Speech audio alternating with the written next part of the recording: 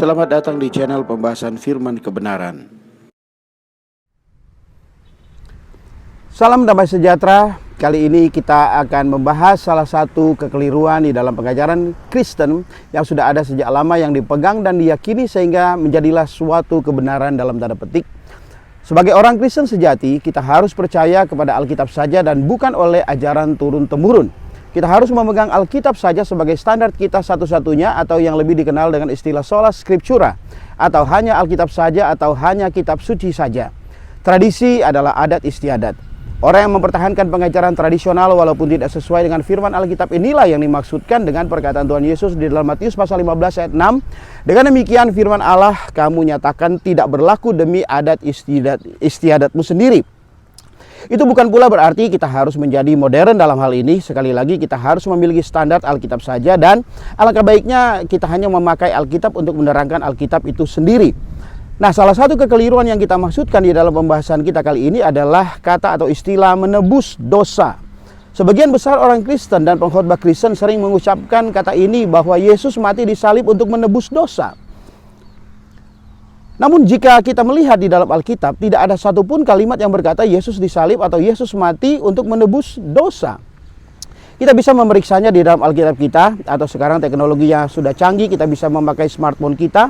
Bukalah Alkitab digital kita dan coba kita search atau cari kata menebus dosa atau redeem the sin. Tidak ada. Kalau ada, mungkin Alkitab itu buatan atau terjemahan kita sendiri. Tidak ada kata menebus dosa di dalam Alkitab. Mengapa? Sebab Yesus mati atau Yesus disalib adalah untuk menebus manusia, yaitu manusia yang berdosa atau manusia yang telah jatuh di dalam dosa. Jadi bukan menebus dosanya, tetapi menebus manusianya yang telah terjual di dalam kuasa dosa. Roma pasal 7 ayat 14. Manusia telah jatuh, tetapi karena manusia itu adalah ciptaan Allah yang paling mulia, the masterpiece of God, maka ketika manusia telah terjual karena dosa, maka penebusan Kristus melalui salib adalah cara Allah untuk membeli kembali manusia yang telah terjual itu. Menebus adalah membeli. Dan yang ditebus atau yang dibeli Allah melalui Kristus itu apakah manusianya atau dosanya? Apakah yang menjadi milik Allah itu manusianya atau dosanya sehingga ditebusnya? Atau siapakah yang berharga di mata Allah? Apakah manusianya atau dosanya? Anda bisa menjawabnya sendiri.